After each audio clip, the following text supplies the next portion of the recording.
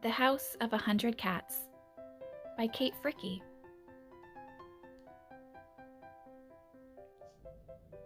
Good old Grandpa lived alone, but surely wasn't lonely, for though he was the only human, he was far from being only. You see, he left some meat out on the farmhouse stoop one night to call his 3 cats home to him to sleep till morning light. But Clara brought a buddy home, and Sandy brought a pal. Thistle had 2 Toms with her. That Thistle, what a gal. The pride of 7 settled in, all cozy in their spots, Clara on the armchair, and Sandy by the pots. The friends found comfort in a pile of blankets stacked 8 deep, the perfect place for 2 new cats to drift off into sleep. Thistle and companions found a hiding place among the papers in the basement Grandpa'd had since he was young. An early riser, Grandpa, awake before the sun, made eggs and toast and bacon and began greeting everyone. With a heavy hand, he patted firm Clara's furry skull and said a gruff and loving, "That's a good little girl."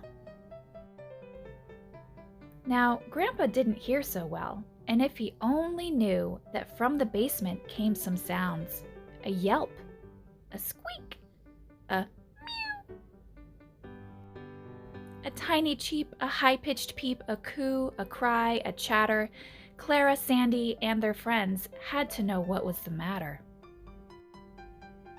With cautious steps and racing hearts, they tiptoed down the stairs and found that lovely Thistle had given birth to 7 heirs. A blue and white, 3 calico, a red, a black, a brown. Mama Cat was looking tired with her kittens lying down. Those babies ate and learned to play and explored out on the farm and brought some friends home of their own. Oh, that kitty charm. Grandpa went about his days, not noticing the brood, not realizing that suddenly he went through twice the food.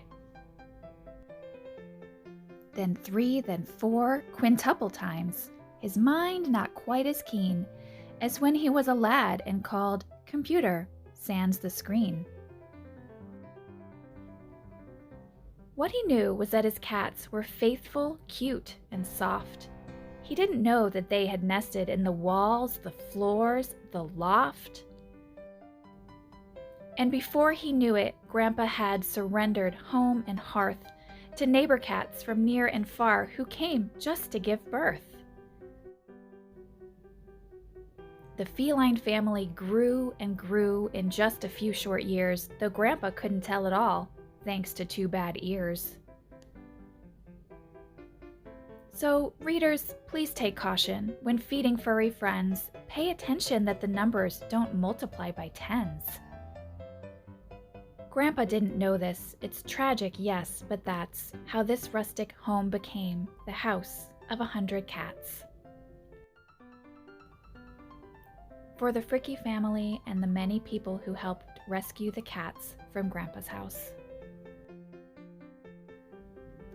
Thanks to a local nonprofit, all of Grandpa's cats were cared for properly. To donate, go to kittyangels.org. Or donate in your community to your local animal shelter. And remember, have your pets spayed or neutered.